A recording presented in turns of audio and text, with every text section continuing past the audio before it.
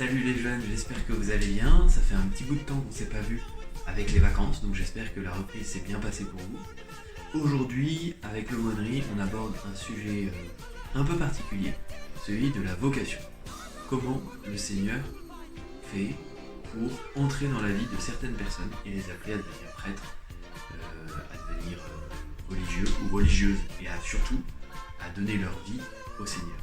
Alors pour ça, j'ai interviewé 2 séminaristes qui passent quelques jours avec nous à la cure.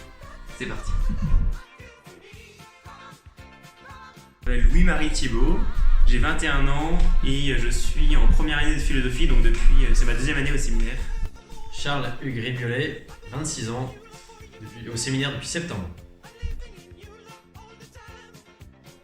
Ça fait depuis que je suis petit que j'ai ce désir d'être prêtre. Après, moi je me rappelle en CM1, j'avais dit à maman que je voulais être prêtre. Elle m'avait dit garde-le bien pour toi. Ça fait 4 ans. Si, j'ai voulu faire... moi je rêvais d'être militaire. Je voulais un peu une vie d'aventure et ça me plaisait bien le métier militaire. Si, j'avais bien des idées, mais rien qui me convainquait vraiment. La vocation, c'est d'abord un appel du Seigneur à le suivre, à répondre à son amour. Et après, la vocation sacerdotale, donc à le représenter auprès des hommes, à se configurer au Christ. C'est répondre à l'appel du Christ pour le suivre toute sa vie, pour être proche de lui et pour transmettre tout son amour à toutes les personnes que je peux rencontrer sur mon chemin.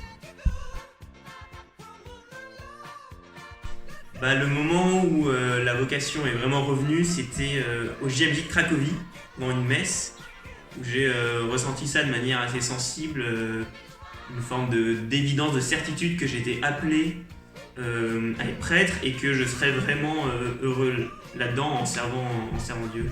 Pendant un camp de jeunes en été, et j'avais perdu un peu la foi, et là je la retrouvais.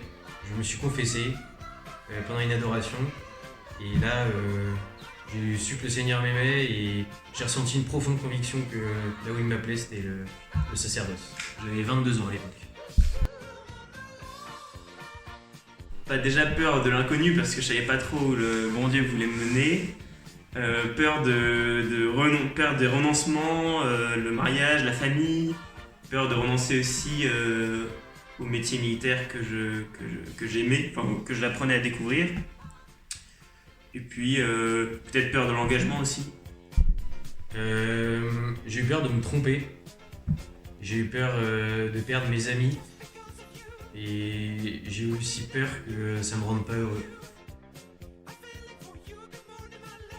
Aucun regret.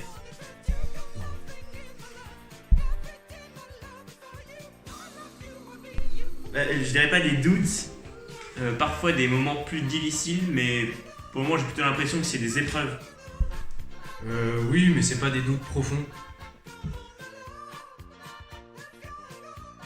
Le plus dur, c'était d'être totalement extrait du monde et de rentrer dans une sorte de microcosme comme ça, avec 100 autres gars, et de perdre un peu les contacts avec certains amis, même si après les relations peuvent continuer. Mais...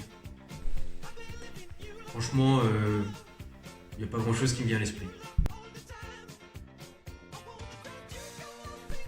Le plus beau, je trouve, moi, c'est vraiment c'est dans la prière. On nous apprend vraiment à avoir une relation avec le Christ et à nous laisser aimer par lui. C'est de voir à quel point la proximité avec le Christ nous fait grandir et nous fait se déployer en tant qu'homme, en tant que chrétien. On dit que la moyenne des Français c'est 2,5, alors je pense que je suis pas loin. Non. Franchement, 4. Dont Etienne. Tiens, direct.